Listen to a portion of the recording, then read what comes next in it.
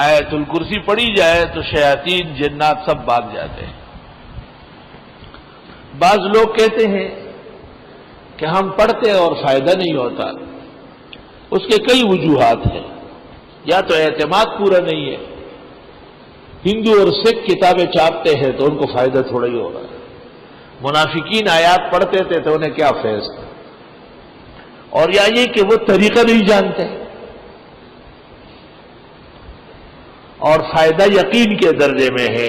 اس کا طریقہ یہ کہ دیکھو، ایک آدمی نے ایک چمچہ چینی پیالی چائے میں ڈالی تو چائے میٹھی ہو گئی، لیکن اگر وہ ایک چمچہ چینی پورے پتیلے میں ڈالے تو میٹھی ہوگی۔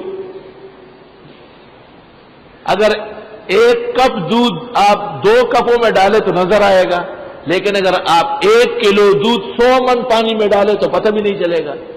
اس لیے علماء کہتے ہیں 11 مرتبہ پڑھو، صبح و شام پڑھو، 3 دفعہ پڑھو، وہ آدمی کو دیکھ کر کے اس کا معیار مقدار بڑھاتے ہیں۔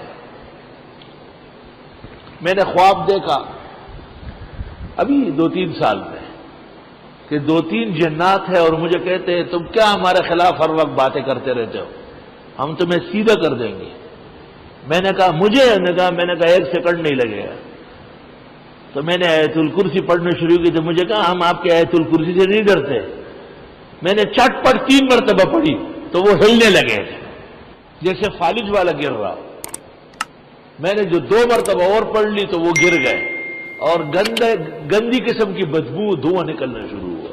میں نے اس دن پر اثر میں بھی لوگوں کو کہا کہ اس زمانے میں آیت الکرسی کا مقدار بڑھانا ضروری ہے، بڑے پیمانے پر پڑھو گا۔ بزرگان دین کے عمل میں کیوں اثر ہے؟ انہوں نے اس کو پختہ کیا ہوتا ہے، پختہ۔ آپ پہلے دن چٹنی نہیں بنا سکتے، انڈا نہیں بنا سکتے، لیکن جو لوگ بنانے لگے ہیں وہ دیگ پکواتے ہیں۔ 10,000 اور 20,000 آدمیوں کا کھانا ایک شخص پکاتا ہے، اس کو پتہ نہیں کہ اگر خراب ہو گیا تو اس کو کیا جواب دوں گا۔ پورا اعتماد ہے اپنے کام پر، کیوں خراب ہو؟